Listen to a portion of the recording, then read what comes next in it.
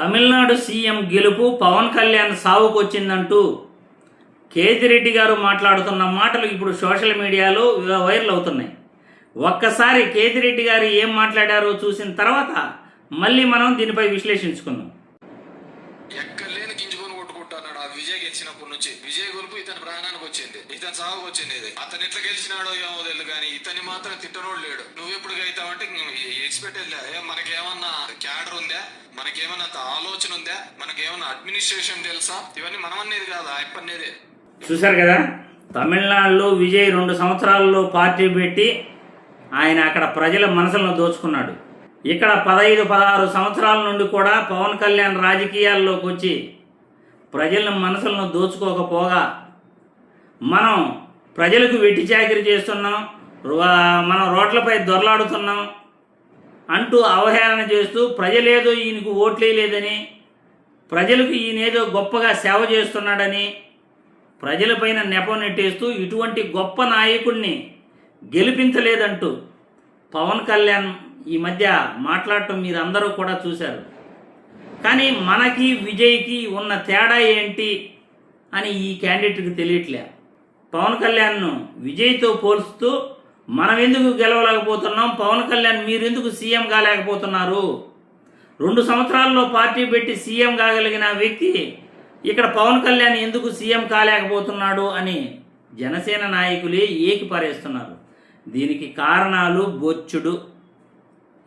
కారణాలు బొచ్చుడు.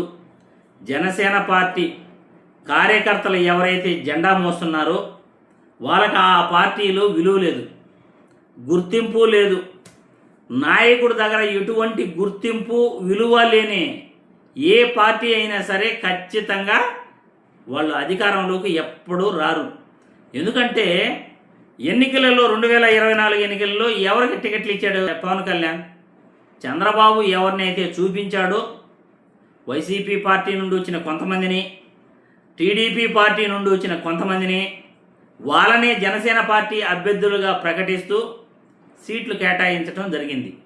ఇప్పుడు కొత్తగా రాజ్యసభ సీటు కూడా లింగమనేని రమేష్కు కట్టబెట్టాడు. జనసేనలో ఏ కార్యకర్త లేనట్టు, జనసేనలో ఏ నాయకుడు లేనట్టు జెండా మోసిన జనసేన నాయకులను, కార్యకర్తలను పక్కన పెట్టేసి తెలుగుదేశం పార్టీకి అత్యంత నమ్మకస్తుడైన వ్యక్తి, చంద్రబాబు నాయుడుకు అమరావతి రాజధానిలో ఇల్లు ఇచ్చిన వ్యక్తి, లింగమనేని ఇంట్లోనే చంద్రబాబు నాయుడు కాపురం ఉంటున్నాడు.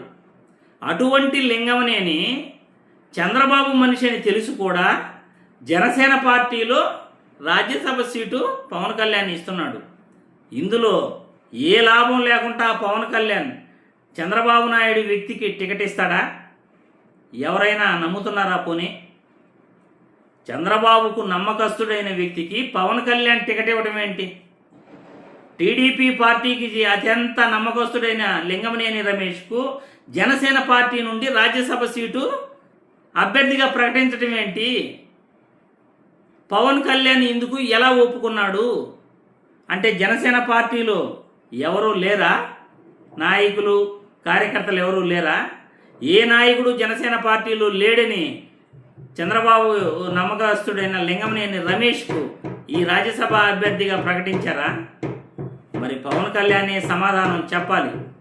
అందుకే పవన్ కళ్యాణ్ ఎప్పుడూ కూడా రాజకీయాలలో ఆయన ప్రజల మనసులను దోచుకోలేడు, వాళ్ళ కార్యకర్తలు, వాళ్ళ నాయకుల మనసులను కూడా దోచుకోలేడు. అదే విజయ్ ఎంతోమందికి ₹1 డబ్బు ఆశ చూపకుండా టికెట్లు ఇవ్వడం జరిగింది. ఈరోజు వాళ్ళందరూ గెలిచారు కాబట్టి విజయ్ సంస్కరణలు తీసుకురాగలుగుతున్నాడు. అక్కడ కొత్త కొత్త సంస్కరణల దిశగా విజయ్ అడుగులు వేస్తున్నాడు.